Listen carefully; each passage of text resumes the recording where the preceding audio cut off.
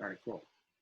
I mean, the place is amazing. The grounds are completely, well, like it's this astonishingly sculpted landscape where everything seems to be sculpted out of trees and water so that the interiority and the exteriority meet, like you're surrounded by this exquisite, idealized, just completely perfect environment. Oh, and the buildings, they almost hover over the grass like on a hot summer day when the air is so warm that it's tangible.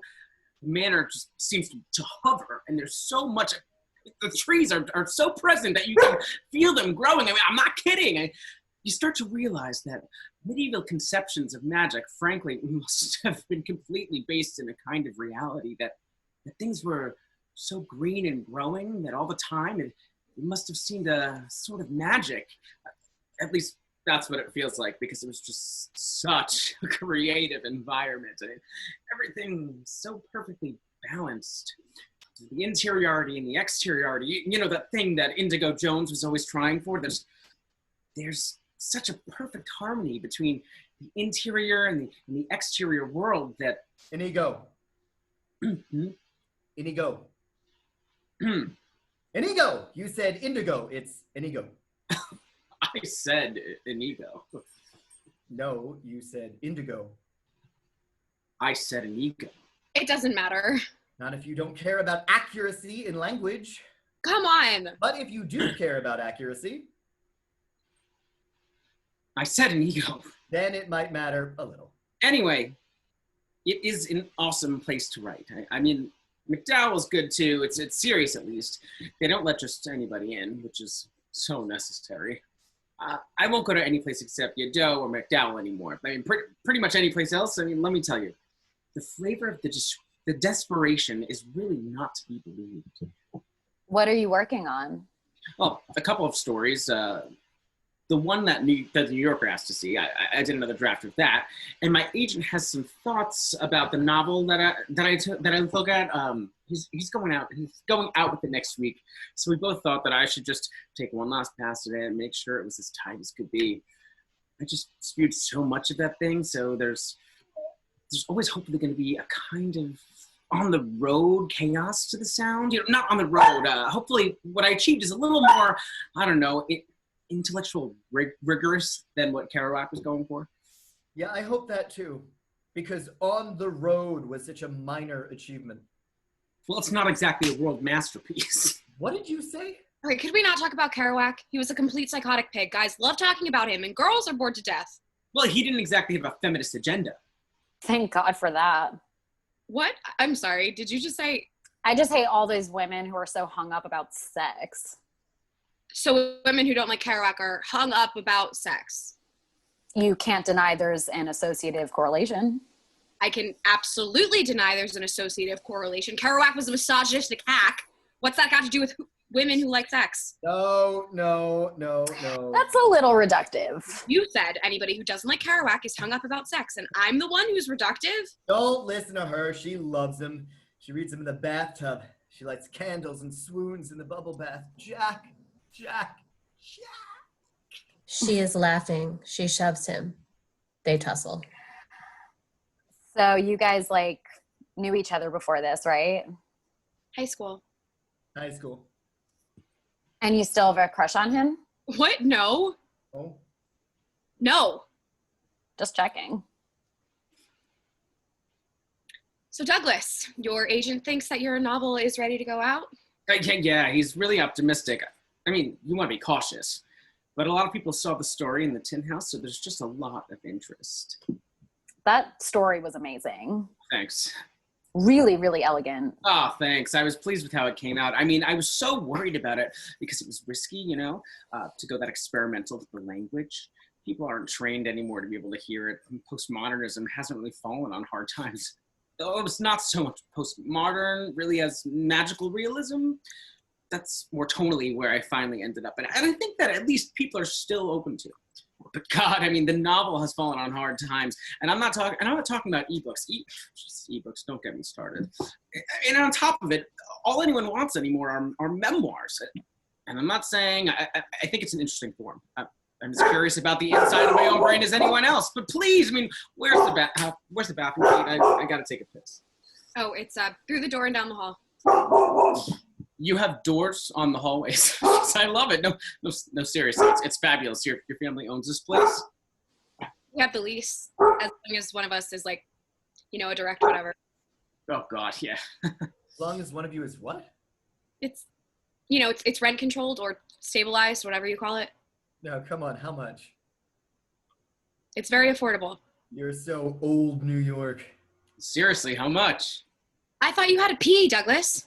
I do. I'm desperate to be, but I'm more desperate to find out how much you pay for this place. It's been in our family a long time. You don't know? Of course I know. Well, then what is it? $800. $800? What do you mean, 800 a day? $800 a month. You never told me that. It's not that big a deal. That you have a free apartment on the Upper West Side? How is that not a big deal? Can't believe you never told me this. How have I never heard this? It's lucky. Lucky is a seat on the subway. You have 16 rooms and a view of the river. We have 9 rooms, and you can only see the river from 2 of them. The living room, the dining room, and that bedroom. Okay, 3. 3 rooms have the view. 800 a month? That is fabulous. Socialism for the rich. I didn't ask for it. The rich never do, isn't that funny? People just keep giving them things that they don't even ask for. Being middle class doesn't make you morally superior, Martin. I'm not middle class. I'm a nobody with a shitty, expensive apartment in Queens. And I didn't say it made me morally superior. It doesn't make you a better writer either. No, totally. 800 a month. It's like having a grant without having to actually get one. Although grants aren't just about money. And you have to be careful. Flying too under the radar, people don't like that. He goes. They all look at each other. People don't like that. What people? You have to stop being so mean to him, Martin. He's important. Holy shit. Indigo Jones, the flavor of the desperation. Lots of people. I know lots of people too. The people you know are nobodies who majored in English at tiny, itty-bitty liberal arts colleges on the East Coast. You mean like you? Well, he went to Yaddo, and once you have an in there, you have a pull. Like, he could get you into Yaddo. Where the interiority and the exteriority of the landscape have achieved such a supreme state of harmonic convergence that the whole place is about to lift off. You're jealous. Jealous of that. You've been rejected by Yaddo 3 times. Thank you. And McDowell, how many? Yes, thank you. Thank you. I needed to be reminded. Thank you. Well, he's been a bunch of times. Plus, I'm telling you, he's really hooked up. Like, his uncle is like a world famous, what was he? He was one of the weathermen? One of the... No, he was a playwright. He was a terrorist. He was a famous playwright who went to Harvard. So what? People care about that stuff, Martin. You have to stop being such a snob. I'm a snob. You are a complete snob, making fun of the way he talks. He talks like an idiot. His language is subhuman. It would be more interesting if it were subhuman. Then we could try and interpret what all the grunts and hand gestures mean. We could pretend he was a very clever chimpanzee who was teaching us how language actually worked, but he doesn't do anything as interesting as that. He just says things, idiotic, meaningless, self-important observations about nothing. His words have nothing behind them. There's no music, there's no joy, there's no curiosity, there's nothing. And I'm not talking about a flat, terrifying banality of evil, nihilistic nothing. I'm talking about nothing. See, that's what I mean. All this talk about language makes it sound like you don't like him. You guys have to stop talking about him. That's what I'm saying. Stop making such a big deal out of language. I'm a writer. We're all writers. If we don't care about language, what should we care about? Sex. She leans in, suddenly lifts her shirt, and shows him her tits. Izzy! Martin reacts, startled, but not uninterested. Izzy! Sex. Oh. Laughing, Izzy does a little dance and falls back on the couch, throws her arms up in a pose. I'm going to write one of those drug menace books. You know, all those old mass market paperbacks that have the girls with their shirts off on the covers, all about smoking opium and ruining the lives of men. And then I'm going to pose for the cover, and I'm going to be in New York Magazine. There's a career goal. Show your tits to New York Magazine. It's ironic and witty. I'm going to be famous. She smiles at Martin, clearly flirtatious. Douglas re-enters, oblivious. Izzy pulls her shirt down. This place is great. This place is great. He sits. What'd I miss? Blackout. Lights up on Leonard. 50, fierce, and brilliant.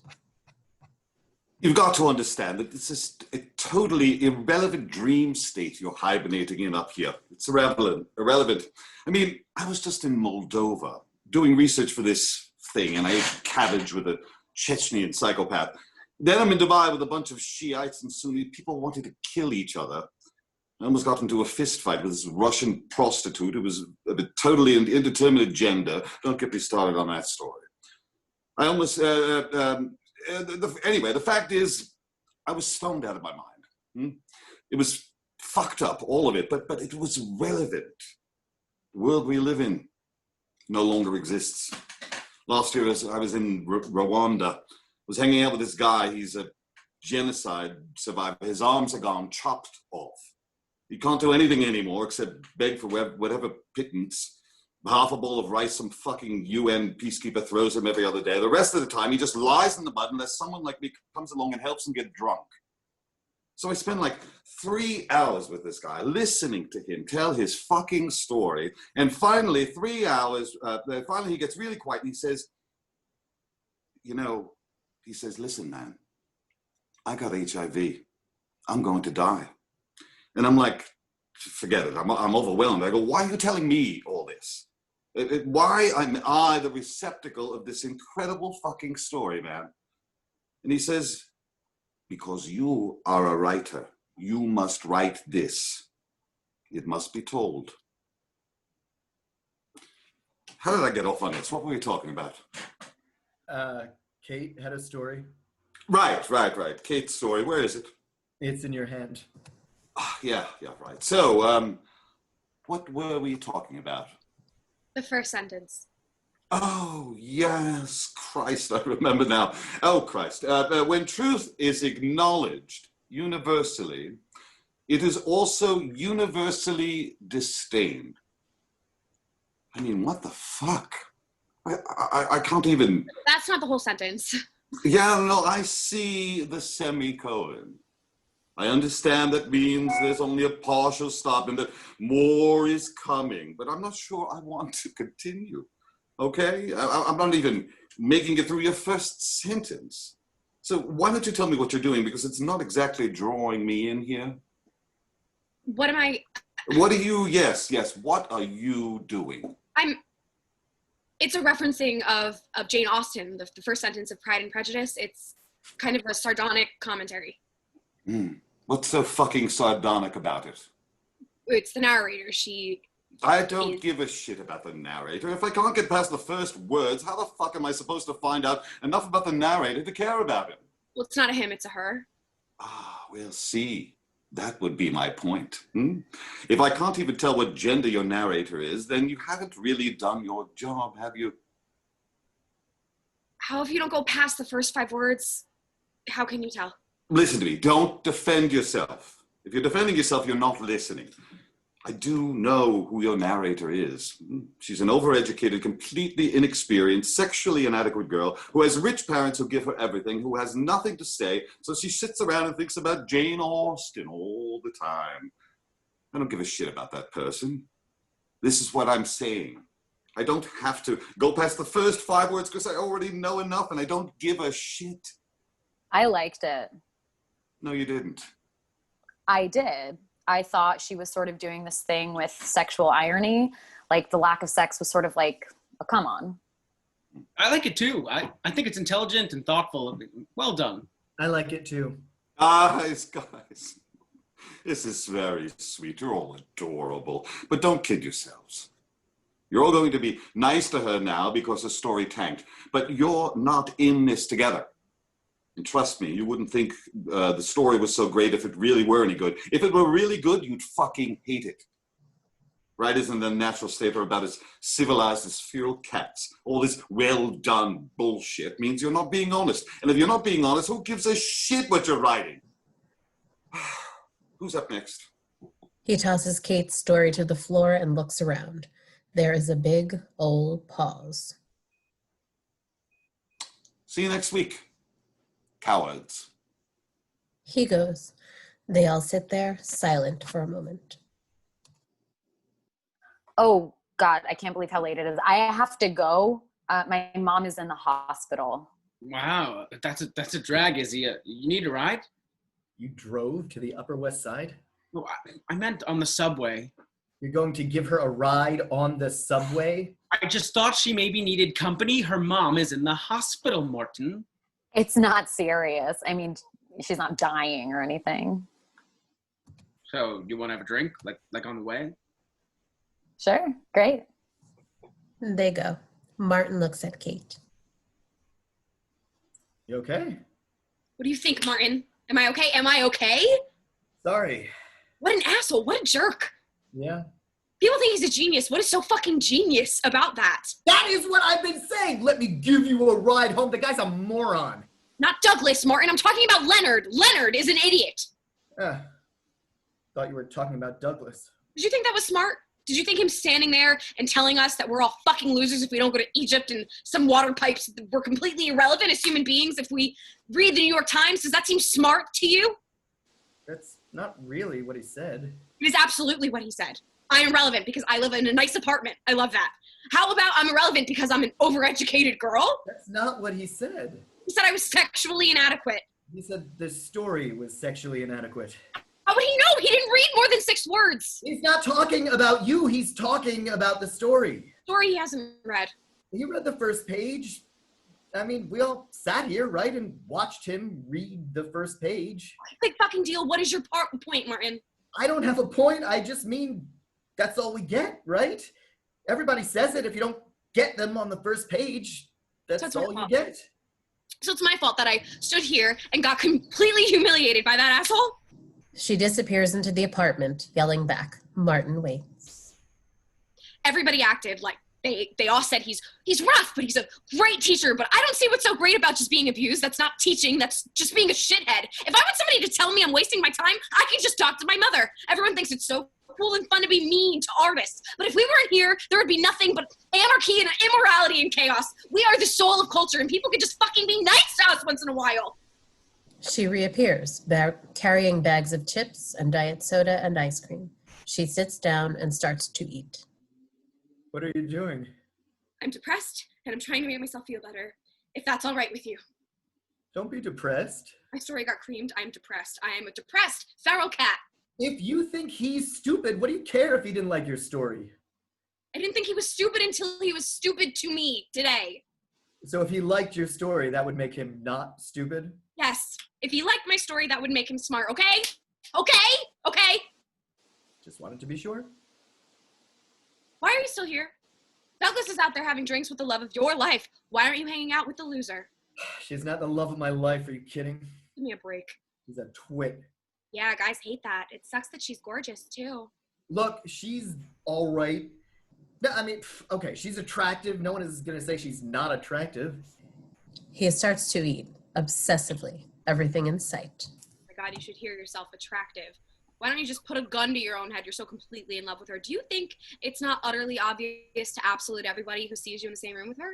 I am not in love with her. She clearly got something going with Douglas. How she can even stand to talk to him for more than 15 seconds that I'd go is a mystery. The guy's an unmitigated embarrassment to the human race. Seriously, can I give you a ride? Give her a ride. It's so Darien. Maybe you could give her a ride to Yaddo, where the interiority and the exteriority of the landscape is so stunningly in sync with the diasporic essentiality of the mimetic dialogue between self and culture. Maybe that's what he should do. Don't kid yourself. She would love a ride to Yaddo. And don't eat all the chips. I want those. Fuck me. Fuck her. Fuck him. No, fuck me. I'm the one who got creamed. This sucks. That story is fantastic. I've been working on that fucking story for 6 years. People love that story. You love that story. Well, What? What? nothing. You don't love that story. It's okay. You've been working on it for 6 years. That's right. I've been working on it for 6 years because people like it. Frank Conroy read it before he died. He was the writer in residence up at Bennington for 1 month, and he said that story. And you know what he said to me? He said it was much better than most. Not better than most, much better than most. Much better than most? That is so lame, Kate. Yes, it would be lame coming from you, but it didn't come from you. It came from Frank Conroy. You know who else likes that story? Tobias Wolff. He read it when I took that summer writing class, and he said it had some nice things in it. Can't you even hear yourself? You know how long you've been working on that story? 6 years. That's right, 6 years. Why have you been writing the same story for 6 years? Because it is a good story. It is a really good story. When I was at Bennington... Jesus, was there ever a time when you weren't at Bennington? You exist in an alternate universe called Bennington. I learned a lot there, Martin. What you learned was how to write one lousy story in 6 years. That's not... I didn't mean the story was lousy. Fuck you, you did it too. Well, why are you writing the same story for 6 years? Because people kept telling me it was good, but that it needed more work. Well, then Leonard just did you a big favor, didn't he? Meaning? Now you can write something else. You know, this is my apartment, so I can't walk out. Could you walk out, please? No, don't do that. Come on, don't do that. I want to do that. Get out of my apartment. Get out. Go, get out. No. I mean it, Martin. Martin. Come on, listen to me, listen. He takes her hands. She looks away. I have to tell you something. She looks up at him. He holds her hand. What? I'm getting kicked out of my apartment because I'm a little late on the rent. Can I stay here? I mean, you got like 9 extra bedrooms and it's free. Who knew it was free? I can stay, right? She looks at him. Blackout. Scene 3. Leonard is taking off his jacket and scarf, looking at the others who are sitting dutifully around him. So, who's got something? Who are we starting with today? There is silence. No one moves. Leonard Come laughs. on, children. Come on, children, we don't have all night. What are we here for? Am I a fucking writer or am I a fucking piece of shit coward? Am I trying to construct a living, breathing cosmos with language, or am I just scratching on the wall of a cave? Am I a feral cat or am I a useless goldfish in a bowl that would be better off if someone flushed it down the toilet? Which is what is going to happen anyway. Izzy twitches, nervous. I have something. I have a story. I didn't know if Douglas and Martin had something. I was thinking maybe they would want to go, or maybe Kate had something else. No. Okay. Well, I do have something. I haven't been working on it very long. I just started it about a few days ago. Yeah, I can tell. He holds it up. It's only 2 pages. Oh, well, but okay. He No. starts to read as he talks. No, it's good. If you have something on the page, you should let people see it, for Christ's sakes. All this rewriting people do, it squeezes the guts out of everything. I read the story last week, a couple of weeks ago. It was so fucking lifeless. This person had clearly been rewriting this stupid thing for maybe 10 years. There was just nothing left to it except a sort of desiccated corpse. It was ludicrous. If you're going to write, be a fucking man about it. Kerouac wrote On the Road in like a week or something. Okay, I'm sorry. What did you just say? Did you say you want us to be a fucking man about writing and that we should write like Kerouac? You should write like yourself. Yes. Yes, I agree with that. But if my self is a woman, I don't see why I then should write like a man. If you're going to be some fucking feminist about it, that would be up to you, but I can't help you with that. Feminist. I didn't say feminist. I said woman. Woman. What is wrong with being a woman and being a writer? You would have to answer that for yourself.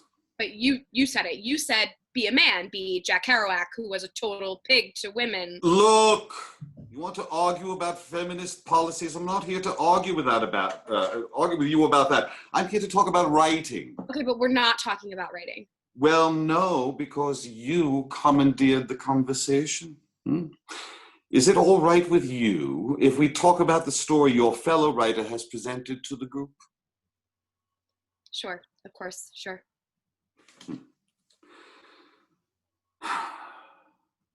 Well,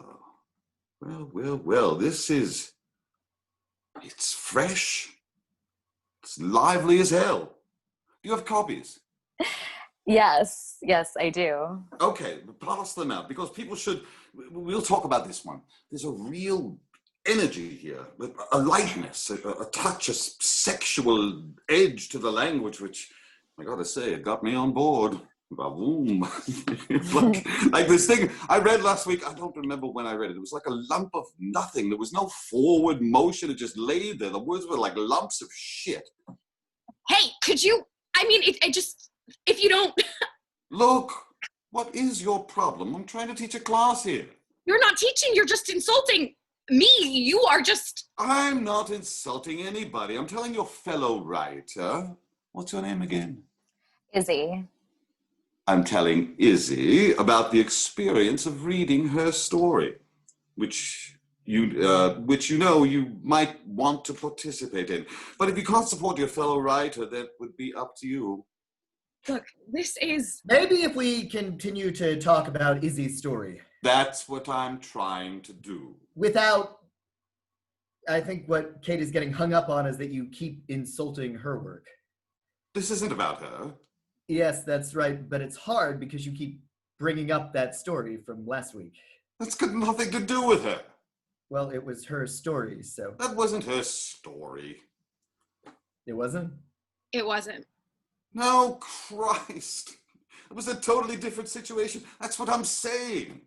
It was somebody else's story. This relentlessly talent-free story about some girl who had this obsession with Jane Austen. Christ, what a soul-sucking waste of words that was. That was Kate's story. That was your story? Yes, that was my story. Oh, that was your story? Yes. Oh, okay, sorry. You know, obviously, I didn't think that story really worked. But this, you know, who wrote this? I did. This has a great, you know, really sexual feel to it. Thank you. The tone of Asian exoticism, it's good. I was in Shanghai once. Have you been to Shanghai? I have an uncle who lives there. I bet you do. Can we talk about the story? I just have some questions because I admire it. I really do, Izzy. There's a terrific tone that's both sinister and wry that I think is truly original, but I'm actually a little unsure where, of course, not with which 2 pages you'd have this whole thing planned out, but I'm more or less curious. Where? Who gives a shit where? Why would you ask that question at this point? Don't ask where where is the point? Am I right? He looks at Izzy, who has the good grace to be confused. Well, it's just really new. I think where is a good question. That's why I wasn't sure I should even show it to you, because where? I'm not saying where is not a good question, but that's what I admire about the energy of the opening. It dares to ask the question and not know the answer. The writing itself is asking the question. See, this reminds me, when I was at Yale with Penn Warren, there was no getting past. I mean, no point even trying. It was ruthless and religious about sound. Everything else, intellect, idea, motion, character, all was secondary. But if the sound wasn't there, there was no discussion even capable of continuing in a meaningful, I'm saying this right. No, I am. Actually, I am. This has a sound. It rings like a bell. It doesn't matter that there's no subject or story or idea or meaning. It's got power. It's got sex. Well done. Well done. What's your name? Izzy. Well done, Izzy. What else have you got? He sits next to her on the couch. The intentions of his attention are clear. She looks at him, smiles. Blackout. Scene 4, It is later the same night. Martin sits on the side of the couch, drinking a beer, watching Kate move in and out of the room with a bowl of cookie dough. She holds it and mixes it with a blender. The plug pulls out of the wall in the next room. She goes back and plugs it in, then re-enters with the whirling mixer. 2 pages. It wasn't even 2 pages. It was a page and a half. More than a page and a half. It's not 2 pages. It's almost 2 pages. What can you fucking tell from 2 fucking pages? 2 good pages? They're not good. How can you say they're good? You don't honestly think those 2 idiotic pages are good. They're not bad, Kate. They're horrible. Oh my God, do you honestly think that shit is good? I think... You just want to sleep with her. You don't know what you think. I can't believe it. He watches her eat a big spoon of cookie dough. What are you doing? I'm eating cookie dough. I can't believe girls actually do that. Girls actually do that? I can't believe that men think that because they maybe want to sleep with someone, that means that she's a good writer. That is what I can't believe. Martin starts to eat the cookie dough with her. She is a good writer. I am a good writer, Martin. Just because none of you want to sleep with me, that doesn't mean I'm not any good. Let me tell you something. If this writing seminar were made up of exclusively lesbian writers, I would be a fucking star. Are you a lesbian? Martin, you know I'm not a lesbian. People change their minds. Well, I have not changed my mind. I am just a lonely, bad writer who is getting fat. Shit, this stuff is delicious. They fight over the bowl. Listen, you are totally hot. You don't need a bunch of lesbians to tell you that. Izzy is hot. You're hot too. I often go to bed thinking about you in the bathtub with Jack Kerouac. That turned out to be a very potent image for me. Jack. Yes, that is the thumping I've been hearing down the hall. Jack! Give me that. Laughing, she climbs on top of him. There is a moment which gets just a shred too close. The door buzzes. The buzzer continues, insistent. The moment evaporates. She goes to the wall and hits it. What's that? Chinese food. You ordered Chinese food? Yes, I did. I am a terrible, terrible writer, and I am committed to getting fat. It is a commitment now. Kate, I think your story was really good. Do not. Leonard hated it so much that within 1 week, it's become legendary in his imagination how bad it was. And now I'm stuck here. I'm stuck here with that asshole in my apartment for 10 weeks. I suck. My life has no meaning. Your life has meaning. No, it doesn't, and yours doesn't either. My life has meaning. Oh, please, it does not. On top of which, you're afraid that that girl you're crushing on. I'm not crushing on Izzy. It doesn't matter if you are or not, because she has other fish to fry, doesn't she? She's not afraid of showing off her writing, and she's going to get it published too, because Izzy is not afraid of doing whatever she has to, and right now she is off having sex with our hideous and disgusting teacher. Izzy is not having sex with Leonard. That would be completely unethical. Which is why, of course, it would never happen. He opens another bottle. There is a knock at the door. Kate answers it. Hi, Douglas. What are you doing here? He barges in and sits. Martin stares at him. She's having sex with him. I mean, it's completely unethical. I mean, I wouldn't care. It's not like I'm a prude, God knows. Izzy's not having sex with Leonard. They went home together. You don't know that. Martin, we left the apartment and went to that shitty bar across the street to have a drink. After 3 glasses of wine each, he looked at her in the face and he said, You want to come back to my place? And she said, sure. And they left together. That doesn't mean she slept with him. They were making out on the sidewalk in front of the restaurant, right in front of me. I mean, the table is here, the plate glass window is here, and they start making out right here. If the window hadn't been there, they would have been in my lap. He was feeling her up right in front of me. Come on. Do you think I'd make something like this up? Well, and what was she doing? She was participating. That is so unethical for Leonard to take advantage of her like that. Oh, you are insane. You don't think it's unethical? I think that Izzy is going to get her story published in the New Yorker, is what I think. You can't get your work published by sleeping with your fiction teacher, Kate. I'm sorry, what did you say? I just don't think that Izzy is naive enough to think that sleeping with Leonard would help her career. Naive? You think it's naive of her to think something like that? I think I know a little bit more about it than you do. Oh, that was helpful. I just meant... I know what you meant. Here's what I meant. Calling a woman or a man who sleeps with a powerful guy naive is naive. Which is unethical. It just makes Leonard's behavior coercive. Coercive. Maybe it was coercive of Izzy to write 2 pages of a story that's all about sex and then go have drinks with her fucked up writing teacher who can't remember anybody's name because he's constantly thinking about his own dick. Maybe that was the coercive part. And maybe you're just jealous. Maybe I'm jealous. Maybe you're an idiot. Maybe I'm an idiot. Well, maybe. Stop! Would both of you just shut up, please? Just shut up. Really sad and depressed, Martin takes another bottle of beer, looks at them, tries to speak, can't, and goes. Buzzer. What's that? Chinese food. Blackout. Scene 5. Leonard is looking at some pages. All 4 sit and watch him. Leonard paces. He finishes reading a page, drops it to the ground. He reads another page, paces, drops it to the ground. He starts to read another page. It is excruciating. Finally, he glances through the other pages, looks up at Douglas.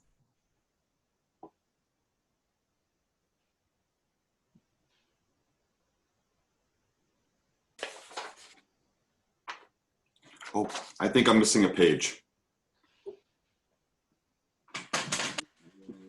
43, 44.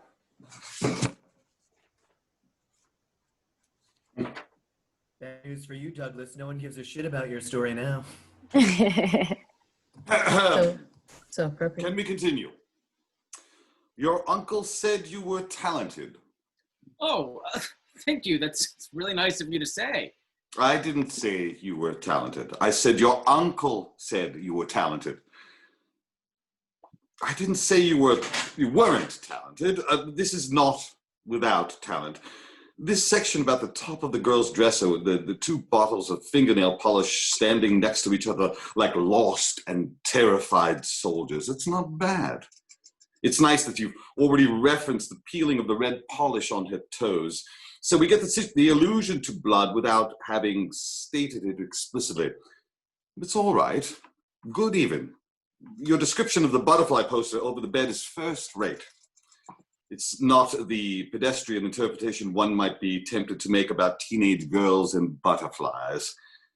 There was a time when tribal peoples had carved butterflies into stone, had reckoned them messengers from the gods. Those tribal peoples are fantastic, the way you drop them in. It's a beautiful surprise. You paint a bedroom well. Thank you. Wow. A teenage girl's bedroom. Wow. You don't like it? No, it's terrific. Well done. No. Go ahead. I like it. I'm a little confused about the relevance factor. Just 2 weeks ago, you told us we all should be writing about dying beggars in the Sudan. So I'm not without confusion now how this does that, but it's not without talent. That's what I always said about Douglas. He's not without talent. Don't be such a pussy. A pussy? You don't think you're being a pussy? Do I think I'm being a pussy? Martin. Martin, what? Do you like it? I do, yeah. I like it a lot. Do you think I'm being a pussy? I think it's a pretty good story, too. It's good, Douglas. Oh, it's a pretty good story, and I'm a pussy. That's great. I thought this was a writing seminar where we discussed writing with something approaching intellectual sophistication. Pretty good story, and I'm a pussy. We're ascending the heights here. I think the word pussy is pretty intellectually sophisticated. It communicates pretty precisely the meaning I'm looking for. My point is... I know your point. You don't like me calling you a pussy, even though you're acting like a pussy, because you're here to discuss the writing. You guys are all paying me a lot of money because you think I can help you understand the craft of writing better, so that you can go off and have successful so-called careers as writers of fiction, which is more or less my specialty. Or is something else your problem? He is standing behind Izzy. He puts his hand on her hair and strokes it once. Martin looks at them both. No, that's pretty much my problem. I'm here to talk about writing. I'd like to do that without the word pussy being involved, unless that is a big problem for you. No, I think I can handle that. Thank you.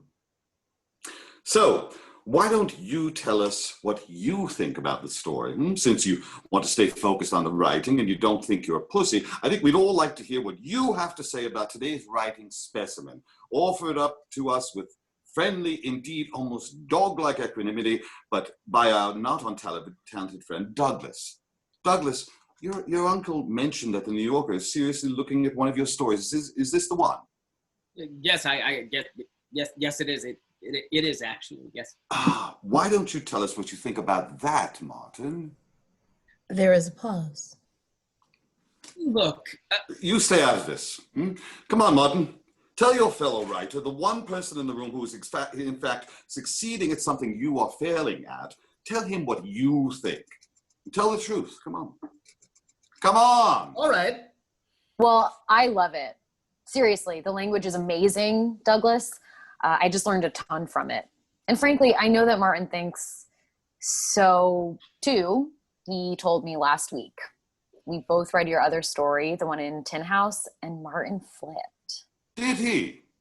Yes, he did. He thinks Douglas is a thrilling writer. That's what he told me, at least. Yeah, I like Douglas's work a lot. I like it too, Douglas. It's good. Thanks, Izzy. Thanks, Kate. Thanks, Martin. you guys are hilarious. All right. Good for you, Martin, that Izzy managed to tell us all how much you liked Douglas's writing before you told him how much it sucked. Because that would have been awkward. It doesn't suck. It's good. Yes, it is good. It's a level of competence here that's almost chilling in its thoroughness. This is the perfection rendition of a New Yorker story. Capable, graceful in places, a detached tone of perplexed intelligence.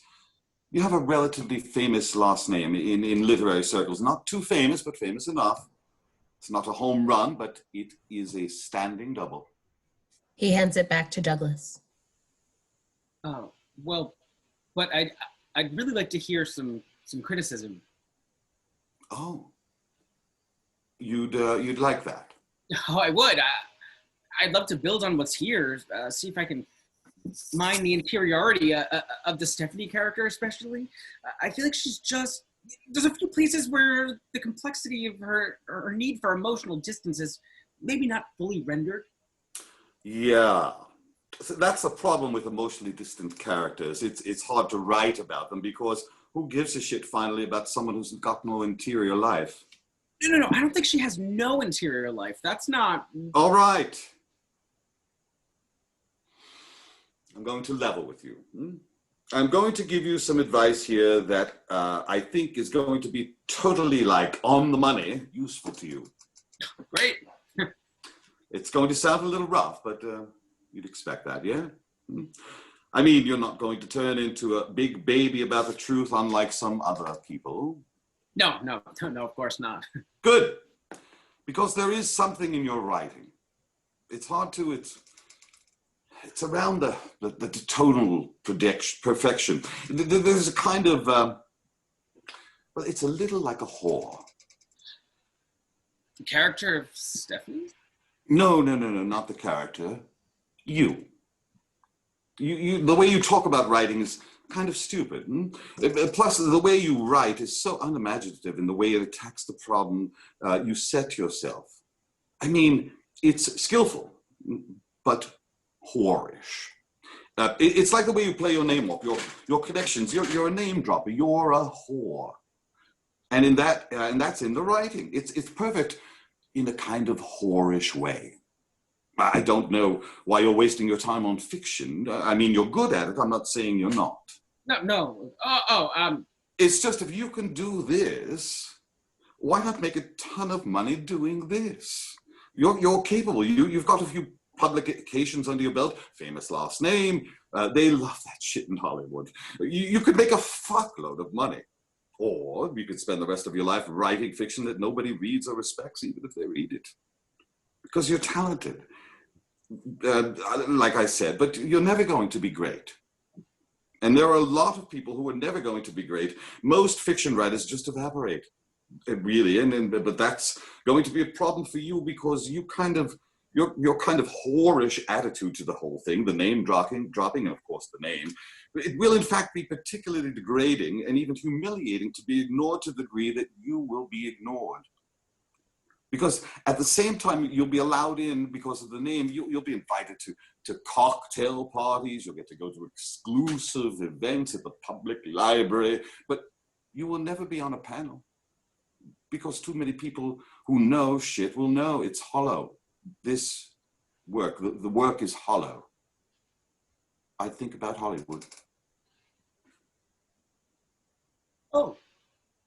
Yeah, but the story is excellent. Yes, we've all heard that you think the story is thrilling. I don't think it's thrilling.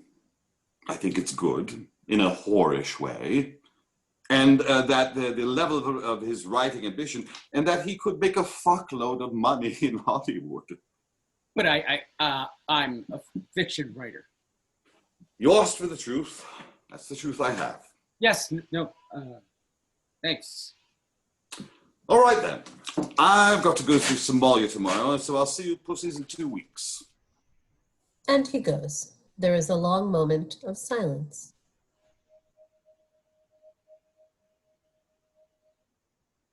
He's going to Somalia. Maybe someone will shoot him. I think it's a really good story. Oh, fuck you. You think it's shit. At least he told me what he really thinks. Can someone check in the hallway and make sure he's gone? Sure. She opens the door, goes out, looks down the stairs, comes back in. He's gone. Good. He goes. Douglas, wait. Don't just go walking off. Douglas, wait. Kate goes after him, leaving the door standing open. Martin sits on the couch, morose. Izzy turns back to him. You're an asshole. I'm an asshole. He's an asshole. Not Douglas, Leonard. I think Douglas is a shit writer, but he's not an asshole. He's not actually a shit writer either. He's a pretty good writer who mostly writes shit. Which is what Leonard said. Are you siding with Leonard now? I'm not siding with anyone. This is a situation. What is the matter with you? What is the matter with me? You were about to tell Douglas his story sucked. You were too, and I saved you, you jerk. Douglas is hooked up. And P.S., he's a good guy. So you need to make him your friend. You want to keep getting rejected by Yaddo and McDowell? Why don't you just keep sending blind submissions to those places like every other loser in the world? Hey, don't hold back. I'm not. Because you know what? I don't care what anyone says. We're in this together, and it's a game. It's a situation, and we need each other. Douglas can help us. Leonard, too. Fuck Leonard. That guy is an asshole. Everybody was like, oh, he's amazing. He only takes a few students anymore. You learn so much. This is what I'm learning. Give me my money back. Can't believe I scraped together $5,000 for this. Can't even pay my rent. Maybe the reason you're not learning anything, Martin, is that you haven't shown him any of your work. Has that occurred to you? Well, maybe I don't want to show him my work because all I've seen him do for my fellow writers is stomp on their hearts or call them whores or turn them into whores. Sorry. You mistake me, Martin, for someone who gives a shit about what you think. Yes, I see your point there. You clearly should go ahead and do whatever you think you need to do. Just for the record, however, I did not sleep with Leonard. It's none of my business. You're right. I didn't sleep with him. Don't you believe me? Doesn't matter if I believe you or not, Izzy. It's none of my business. Are you calling me a liar now? Now I'm not just a whore. I'm a liar. And a whore. I didn't say that. Douglas is right. At least Leonard tells the truth. She goes and gets her purse to go. Look, why are you mad at me? You're right. I'm pathetic. I'm a pathetic chicken, but I think that you could do a lot better than that. You're so beautiful, Izzy. You're exquisite, really just funny and smart and so full of life. Am I? Well, yeah. You're right. Since I'm not sleeping with him, I could surely do a lot better. Well, you could. Could I? Well, yeah. She starts to move toward him. How much better? Well, a lot. Really, a whole lot. A lot. She is close. She kisses him and kisses him again. He participates. You know what, Martin? I think you're right. Where's your bedroom? Where's... The bedroom. The bedroom, Martin. The bedroom. He finally comes to his senses and takes her off to his bedroom. There is a moment of silence. Finally, Kate steps inside the door from the hallway, where she has witnessed the whole scene.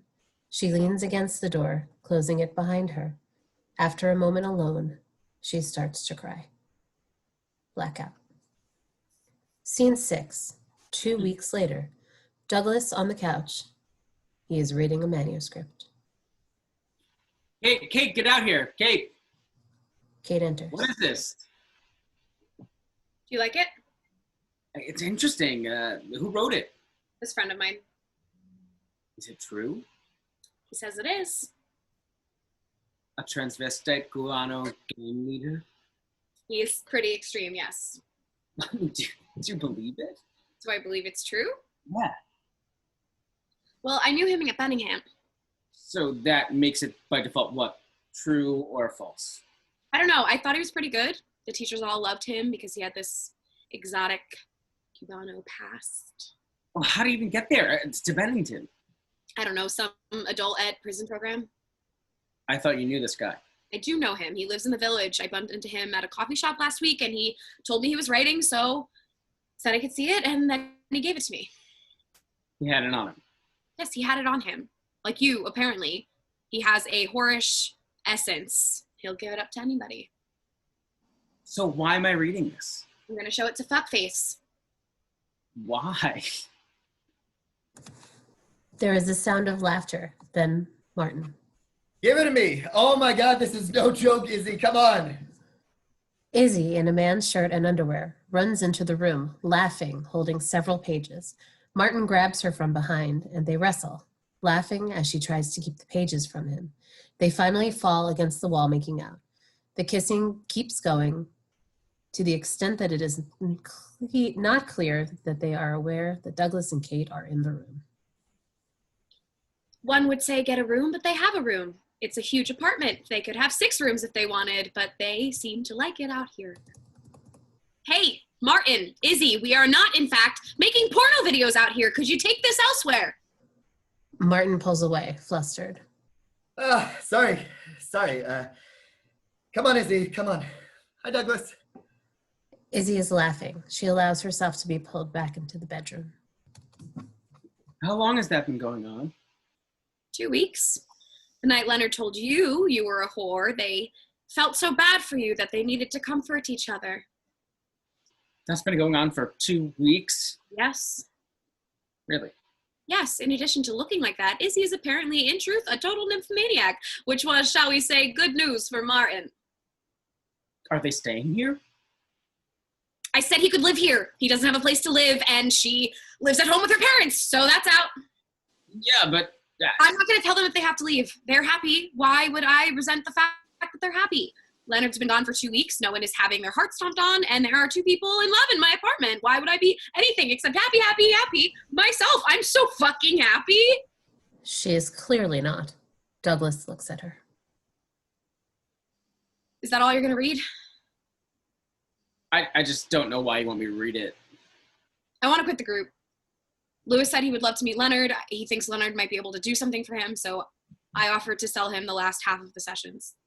I could get $2,500 back and maybe go somewhere. I don't much give a shit where, just somewhere else. Ohio's looking pretty fucking good right now. Just to get away from this until I get a clue about what maybe I should be doing with my life. Oh, Katie. Don't be so nice to me. I'm doing this, and I'm not going to know you anymore.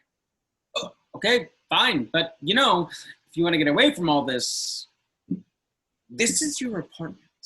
It's my father's apartment. So my point being, if you want this to be over, you could just kick us all out. Yes, I realize that, and I honestly think that slinking off like a dying cat would be better. There is a knock at the door. Oh, goody! That would be Leonard. How splendid. She opens the door. Leonard saunters in, fresh from the jungle. Hey, Leonard, how is Somalia? Didn't get shot. What a fucking country. It's just total chaos. I mean, serious anarchic shit everywhere. Sounds wonderful. It was fucked. An entire people erased. You look in their eyes and they laugh and smile and there is nothing there. An entire nation of sociopaths. 8-year-old kids roaming the street with AK-47s, warlords sitting like kings on top of huge mounds of food. They use the bags of rice and beans and cornmeal. They use it for their thrones. They sit up there and laugh at their people. Their own people starving all around them.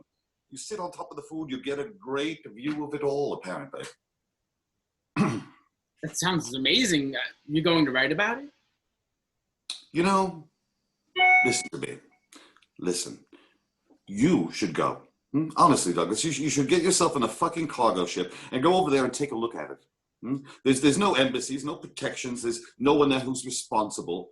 Get yourself kidnapped, held at gunpoint by pirates. Fuck them, they don't think you can write. You go over there, you spend a few years facing the most terrifying nihilism this planet has to offer. No one will dismiss you then. Actually, Leonard, aside from you, no one is dismissing him. He knows what I'm talking about. Go get yourself shot by sociopaths. That'll make you a writer. What responsible advice? Trust me, there's worse advice out there. I could have told you to keep writing that fucking shitting story. Other people would have. Where's the other two? Am I early? Martin, Izzy, Leonard's here. We're ready to start. There is an awkward moment while Leonard tries to figure out what's up. He looks around at Douglas, who shrugs. He looks down at the manuscript on the table, sits in front of it. That's from a friend of mine. He's interested in joining the group. I'm not taking extra students right now. I only take a few at a time. Tell him he can submit through a teacher like everyone else. He holds it up. She doesn't take it. I'm leaving the group. He's really good. We thought he has a really fucked up story. He used to be in a Cubano gang in high school, and he's actually a cross-dresser. This is true. It's completely the kind of thing I think that you're looking for, and I'm not interested so much as I thought I was in being a writer. He sets it down, looks at her. I give a shit. No, that's what I'm saying. Boo-hoo. Someone has decided not to be a writer. No one cares. No one in New York. No one in America. No one in Somalia. Trust me, no one cares. Oh, I'm well aware. That's why I'm quitting. I'm not giving you your money back. Yes, I'm aware. I am not asking you for my money back. It's not your money. You paid me for my time. I am here. I show up every week. If that's not enough for you. I didn't. That's not. See, I can't even. I'm trying to slink off like a dying fucking animal, and I can't even. Slink off then. Why are you still here? Because it is my apartment. Fuck you. We'll find someplace else to meet. I just want to leave. So go. You're a weenie. You're a whiner. You can't take the merest shred of criticism. That was not what you said about my story. Was not. The fucking critics will say worse to all of you. If it gets in at all, you're all doomed. There is a sad moment at this. Martin and Izzy come out from the other room. Both are fully dressed and pretending that they were not, mere moments ago, screwing their brains out. Hey, what's going on? Nothing. Just a delightful welcome home from the scariest fucking trip of my life. Kate here was just telling me how happy she is to see me. Almost got shot twice. Didn't quite get the chance to tell that story. She had a lot of whining to do. I'm not nice enough. That's not. Oh God, that's not. This isn't. Forget it. He sits and reads the manuscript on the table. They watch him, glance at each other. No one knows what to do. After a moment, Leonard starts to laugh, lightly. The writing students look at each other. He laughs again, nods. He turns the page. Everyone watches each other and him while he reads. Shit.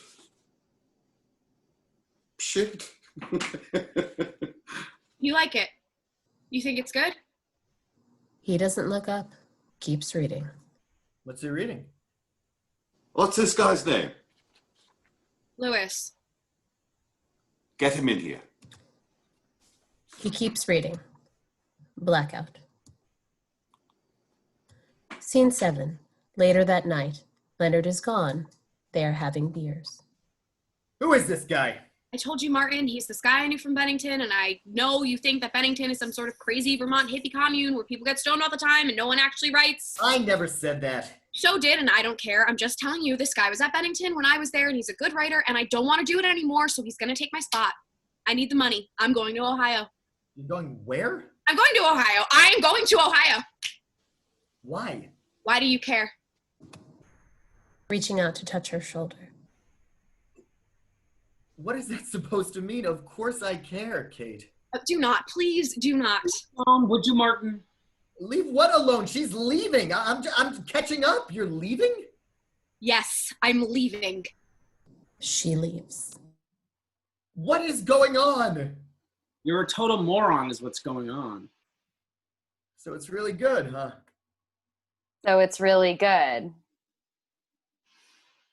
I read a couple pages. It was good. It's good. I only read a few pages. Leonard seemed to like it.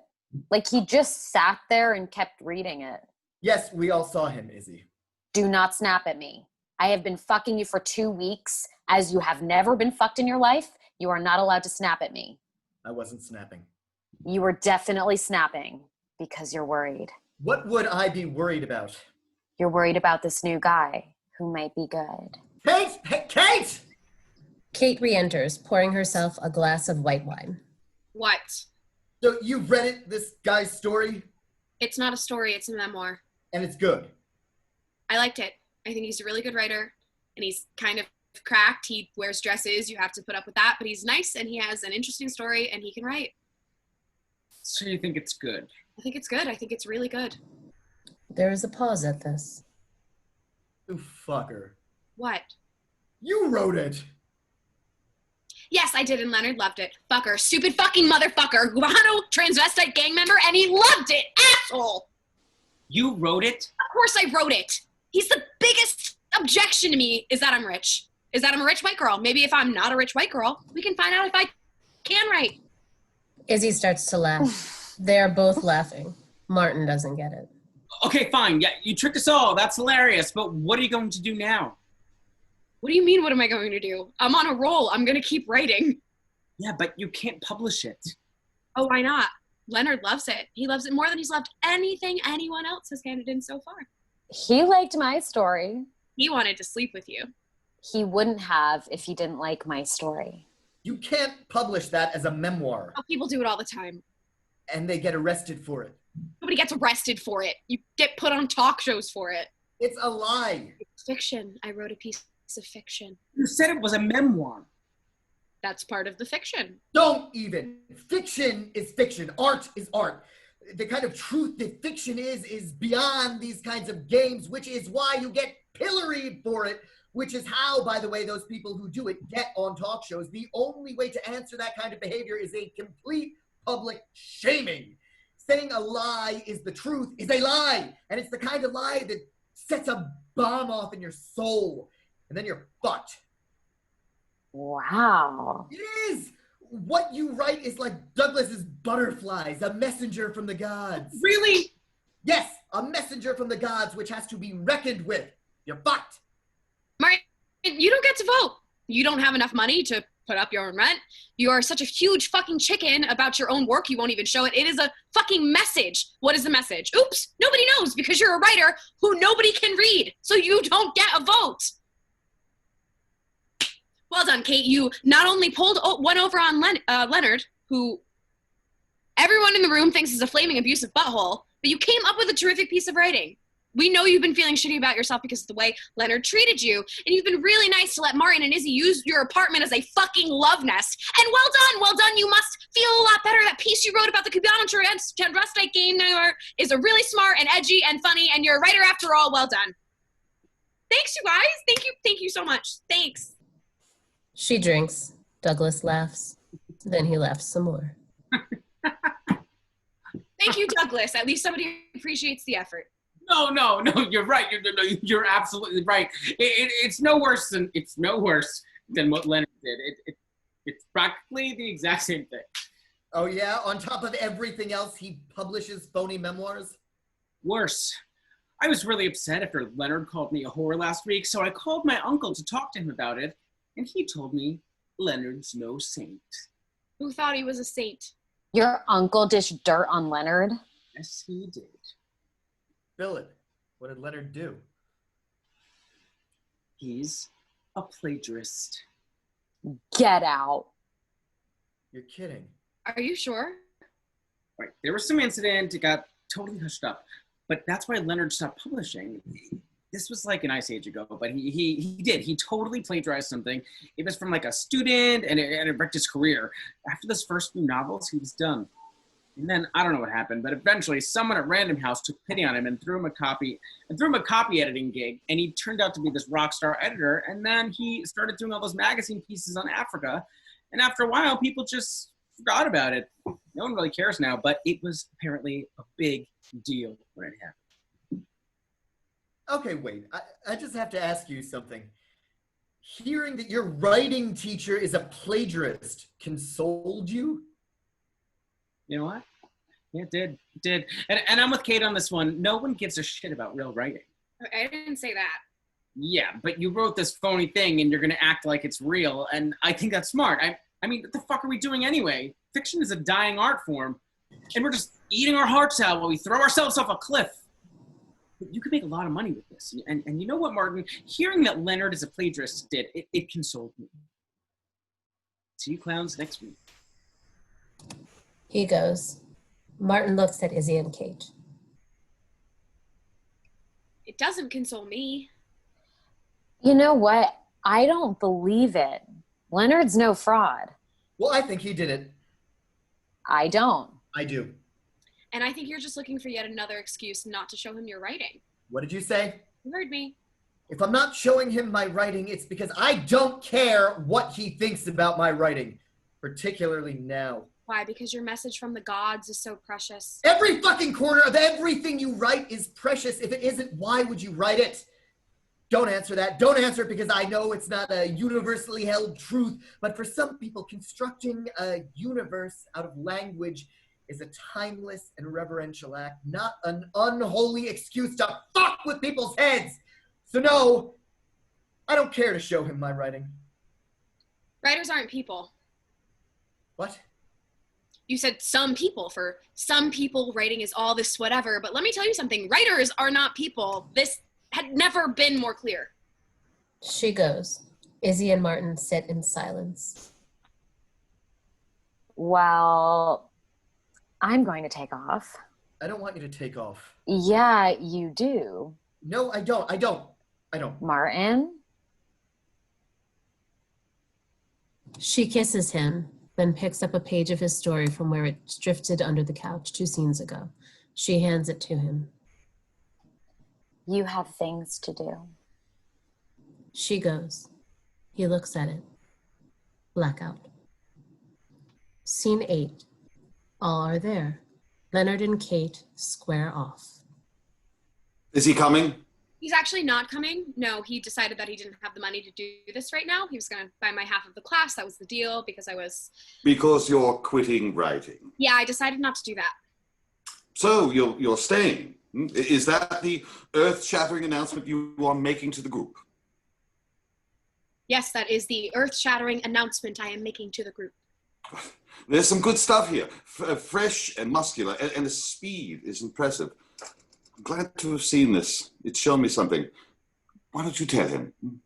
I will. They look at each other. He turns to the others. Anybody got anything? Martin? I do. Yes, I do. Really? Yes, I do. And before I hand it over, I would like to politely ask at this juncture not to be called a pussy. I'm serious. It's unnecessary and the point has been thoroughly examined. I do have something to present to the group and to you. Actually, that's more the point, isn't it, here? Leonard is my soul carefully articulated and wrapped up in a neatly tight bow for you to do with as you will.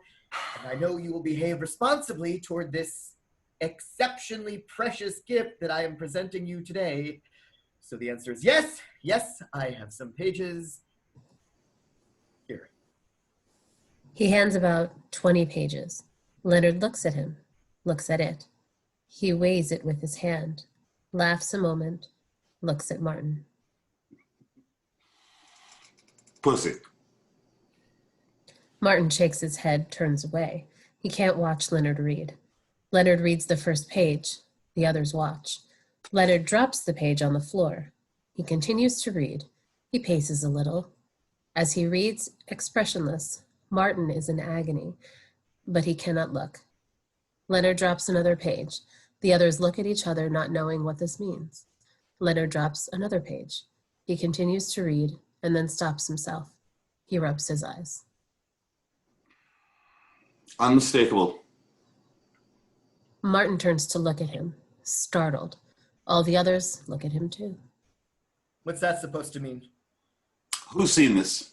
Nobody. You. And you wrote it. Yes, of course I wrote it. I wrote it this week. It's very good. Fuck you.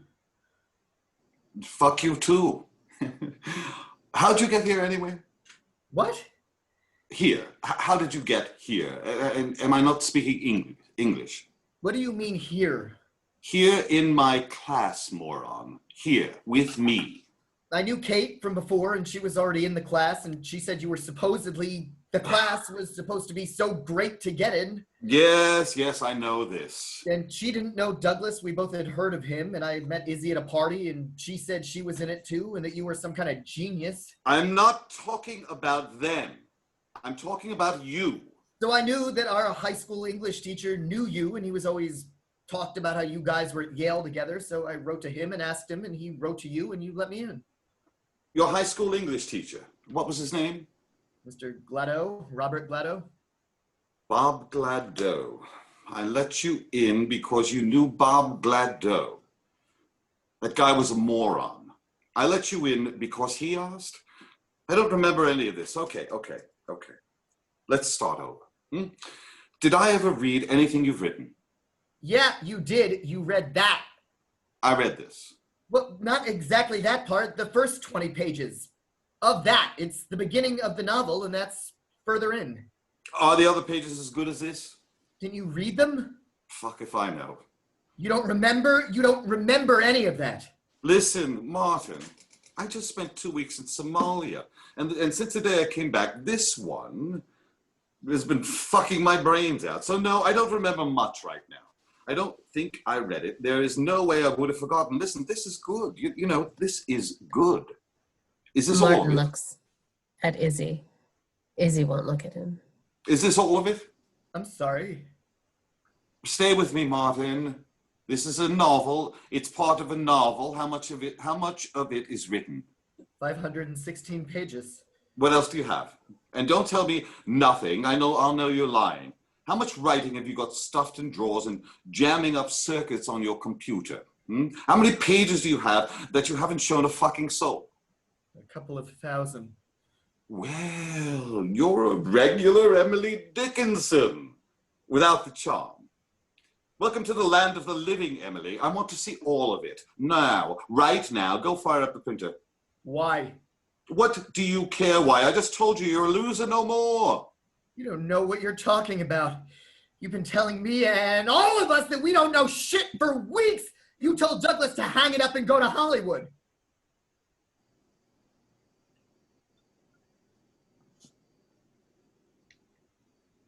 You are in it. We are all in it. We all paid $5,000 to be in it, and he doesn't know shit.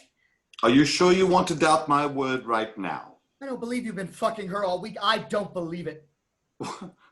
What? She said she did. She told me. Martin. Well, I don't know what she told you, but I've got no reason to make it up. He goes back to reading Martin's story. Martin turns to Izzy. I don't believe him. I don't. Can we take this somewhere else? No, answer the question. What's the question? Did you lie to me? Oh, come on, Martin. It wasn't much of a lie. Nobody believed it except you. Leonard looks up around the room. Are we done with this soap opera? Are we ready to get back to work? No, I'm not doing this. Martin. He doesn't know anything. Why should I let him? Why should any of us? Hasn't it occurred to any of you that he's so mean to us because he's over? He can't do it anymore. If he ever could, and it's just power. It's the only power he has anymore, to destroy. And the thing he wants to destroy is young writers. It's twisted. And we're so desperate. It's pathetic. Actually, we're so desperate that we're just sitting here letting him destroy our hope and our curiosity and our talent and our dreams. And why? It's nothing to him. He's God, plus he's done so many drugs he can't even remember what he's read from one instant to the next. Plus he's unethical, which I know it's a joke to even bring that up. That's how low ethics have fallen, but I don't care. He's unethical and a bad teacher, and now I'm supposed to just jump up and down for joy because he said, oh, there's an unmistakable. Careful. That bit might be true. Nothing you say is true. You're a plagiarist. You're just a fucking plagiarist. Silence. Leonard laughs a little to himself, picks up the pages, flips through them. Yeah. Okay. You probably never told off your own father, so you definitely needed to get that off your chest. Fuck you.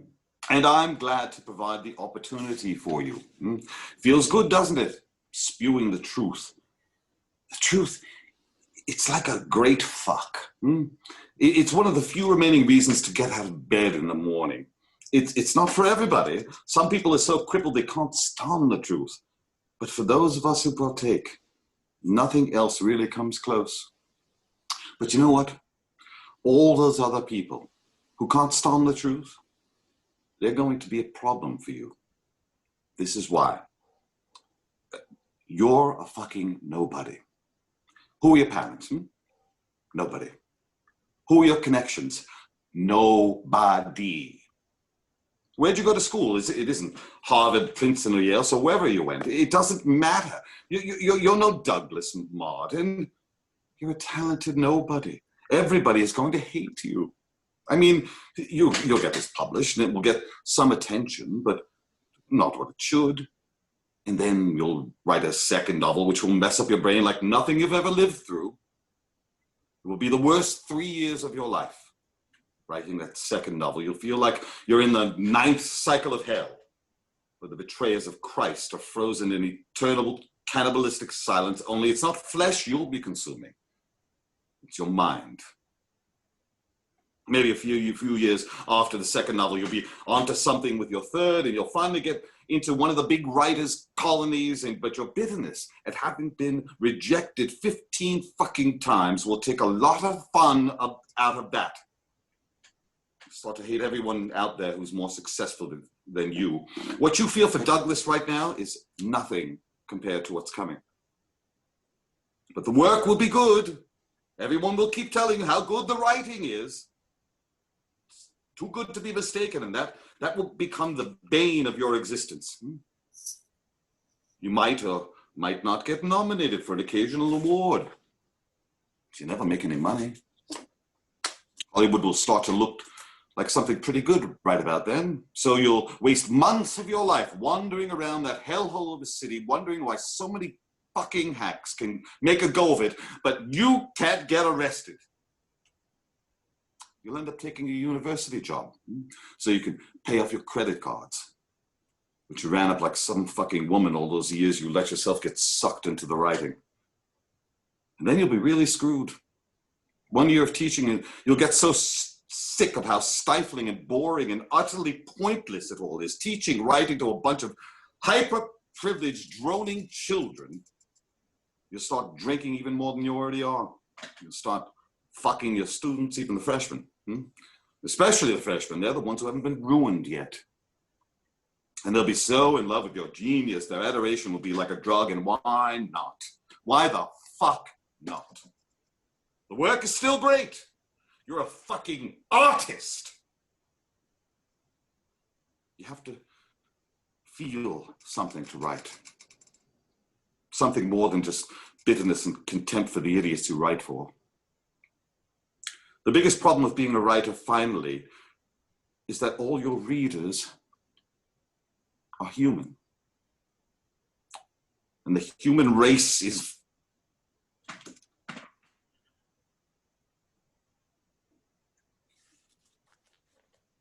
you'll get fired for fucking undergrads, which is apparently against the law now. One of these undergraduates will make a reckless, devastating claim, which too many people will want to believe. By then, things will continue to spiral. Your few remaining friends, maybe Douglas here, Kate, will lend you a hand for old time's sake. You'll let them. And then you'll take on a few editing gigs to make ends meet. And you'll be good at it, and people will like it. They turned you into a servant. That will make them all feel great. And you'll get more and more editing work, and then you'll teach private writing seminars, which will feel like shit for a while until you realize that you really could do something. You could help the ones worth helping. If you only take the best students. And that will make it better. But you'll still be a fucking servant. Because at that moment in your life, when someone said, you're a talented nobody, but I'm going to help you, you said, I don't need help.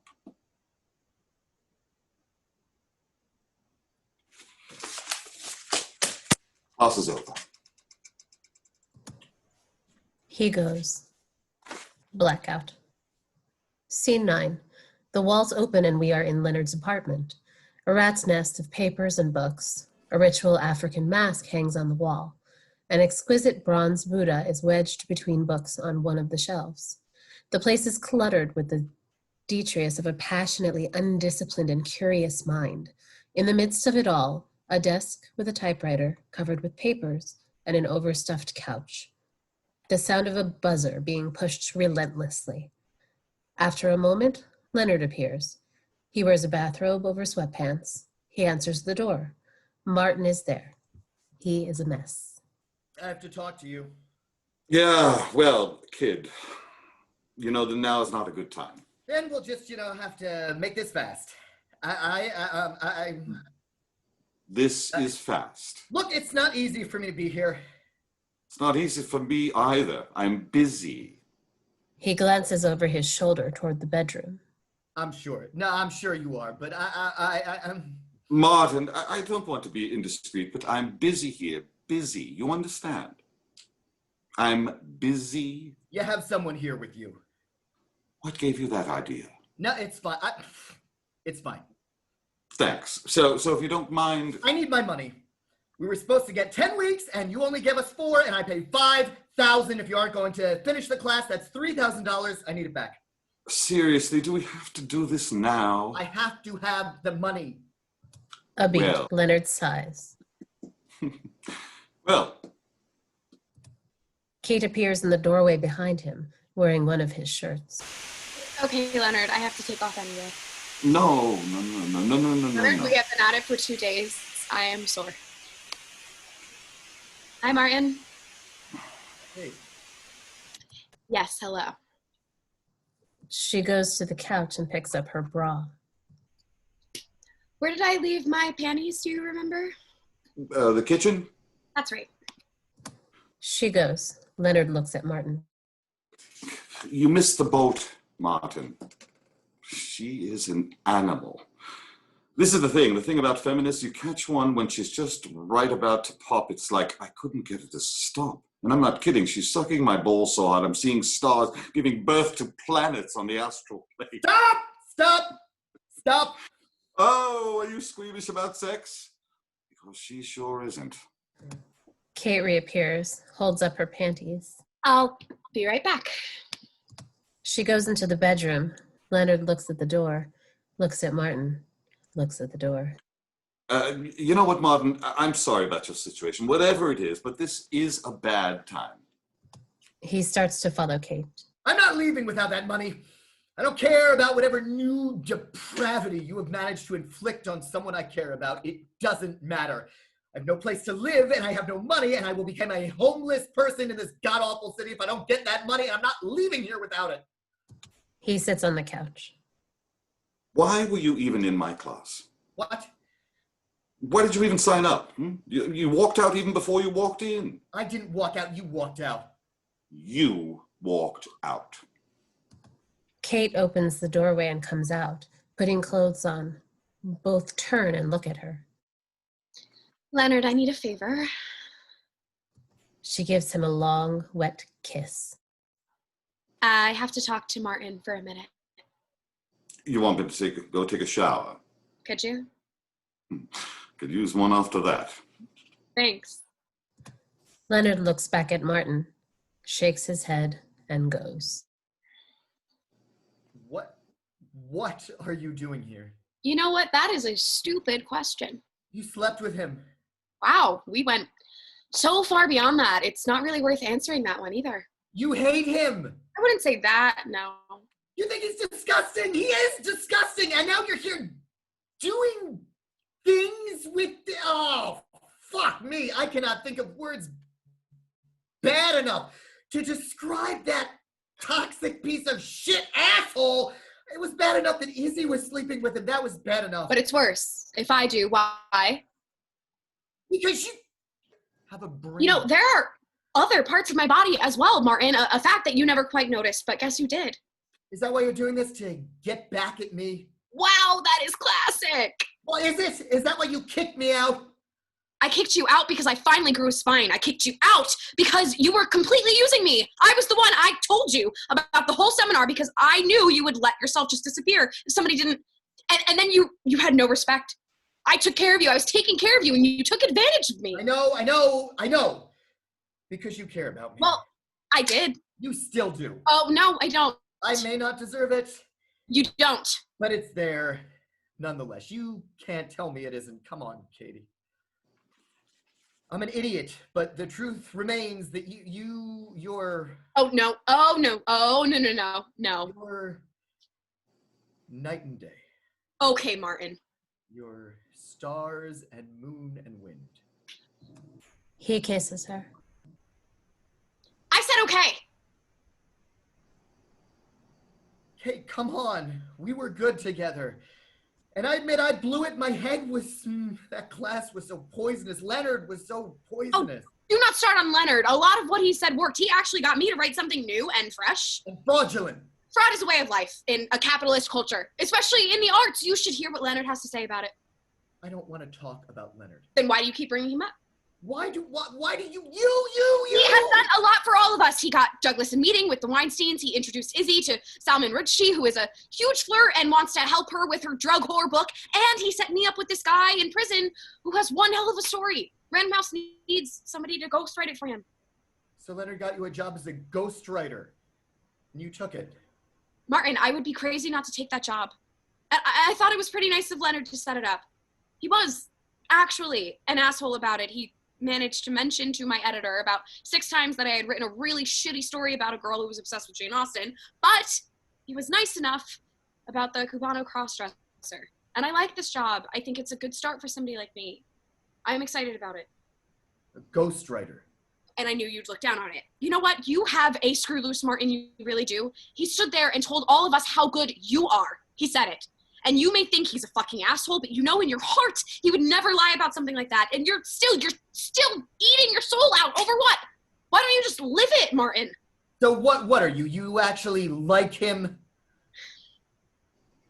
Life is complicated. People are complicated. If you can't figure that out, you'll never be much of a writer. I don't care what Leonard says. Honestly, he's convinced you're the next big thing. I think it's some sort of narcissistic projection. Boys, just can never get enough of yourselves, do you?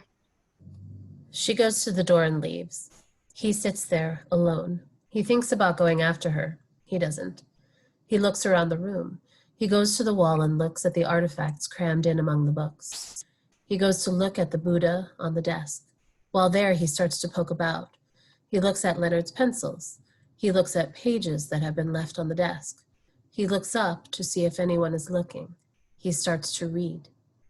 Like Leonard, he drops a page to the floor, still reading. Leonard appears in the doorway. He watches for a moment as Martin reads. Okay, that's enough. He grabs the pages from Martin, who backs up, startled. Get out of here. I was just looking at... You were just spying, you little rat. You were just... Give me that. Get your hands off that. Martin is still trying to get the pages together. He shoves him aside. They stare at each other. Sorry. I don't like for people to look at that. Why not? That is hilarious coming from you. You'd spend $5,000 on a writing seminar and then not let anyone read your shit. Take your money and get out of here. He finishes writing a check, holds it out. Martin doesn't take it. Your novel's really good. Wow. Thanks, SpongeBob. I'll alert the New York Times. You're not a plagiarist. Jesus. How long is this going to go on? Because if you're thinking we're actually going to have a conversation, I'm getting a drink. He goes into the kitchen. Martin goes back to the desk, finds the pages and starts to read again. He reads eagerly, fascinated. Leonard re-enters, balks, then bolts into the room. Did you think I was kidding? I do not want you reading that. No one is allowed to read that. Why not? I don't have to tell you why not. Give me the fucking pages, Martin. Martin takes a step back, holding them. Why don't you show this to anybody? Why do you let people think you're not writing? I don't give a shit what people think. Yes, you do. You put on this whole act that you're an embittered old psychopath. Hey, that's no act. Who can't write. You gave us that whole speech, boo-hoo, my career is over and I'm stuck with these losers who can't write. And meanwhile, you can. This is great. This is like, it's like a 19th century novel. It's the 21st century. And I actually don't like people scraping their eyeballs on my words. Why not? He takes the pages from Martin and goes to the desk, picks up all the pages and dumps them in a drawer. I have no skin anymore. Once it's written, I can't live with it. I can't sit in offices and talk to people about it. I can't look at cover art. I can't talk to editors. These people are so nice and just want to strangle them. It's completely unfair. It makes more sense to just put it on the sidewalk and let it blow away. Not blow away, not... I have no skin. After I write, I want to evaporate. And you don't evaporate, you're still here. Your body is just, it takes up so much space. Plus, there's so much noise. Novels need silence. Trust me. It's not the writing that's a problem, it's everything else. That kid was a liar. To be called a thief of words, I can't even. It was 32 years ago and I can't even. Here's your check. That's bullshit. That is the stupidest shit I've ever heard come out of your mouth. And as you know, many really fucked up, stupid things have come out of your mouth. Yeah. Nevertheless, everything I tell you is true. Get away from that desk. This is my apartment, you moron. I don't care. Get away from that desk or I will hit you on the head with the Buddha. He picks up the Buddha and tries to figure out how to do this. Leonard considers this, then stands. I need a drink anyway. He stands and goes to the other side of the room, pours himself a drink. Martin goes to the desk drawer and takes out the novel. He sets it on the desk. He looks at it. This doesn't belong to you. Really? It is not you, and it's not even of you. It is not yours. Then whose is it? It is itself. And you are not hiding it in a desk and just burying it alive. It's immoral. Please, don't talk to me about morality. I'm taking this away from you so you can't hurt it anymore. He Why'd you picks come up the over here novel anyway? and edges toward... Why'd you come over here anyway? I came over to get my money. Then why are you leaving without it? I offered you twice. You never even looked at it. You just told me endlessly yet again that I'm full of shit. I mean, I am well aware I'm full of shit.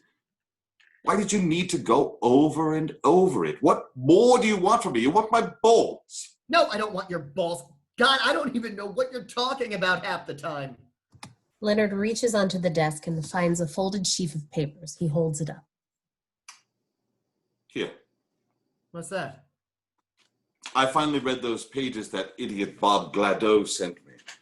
The first 20 pages of your masterpiece. I did a little line edit for you, show you what you got. He holds out the pages, then indicates that Martin had better give him his own pages back. They exchange pages. Leonard goes to the desk and puts his novel in a drawer. Martin sits and reads. So you think You're just hearing too many words. Martin continues to read. Leonard goes to the bottle of booze, fills up his own and a second glass. Martin continues to read. After a moment, he looks up. This is fantastic. It really is the only way to learn anything about writing, to have a decent editor go through it word by word for you, help you see what it is, what you meant, what you didn't even know you meant. No, it does. It really... Yeah, you hear it different. You hear the ding. Thank you. Don't mention it. So you want to try this? Martin looks at him, nervous, looks around. What? Try what? Relax, Romeo. You're not my type. I'm just saying, I'll work with you. Really? What would that mean? I'm not exactly an unknown quantity, Martin. What do you think it would mean? I have no idea. It would mean I will fuck you up in so many different ways you won't even know who you are anymore. That seminar was just a prelude. You want to make me your servant? You got Mephistopheles in your pocket. That's what it means. So, what is it? How serious are you? You want to be a writer or not? Martin looks at him. Leonard holds out his drink. After a long moment, Martin reaches out to take it. Blackout.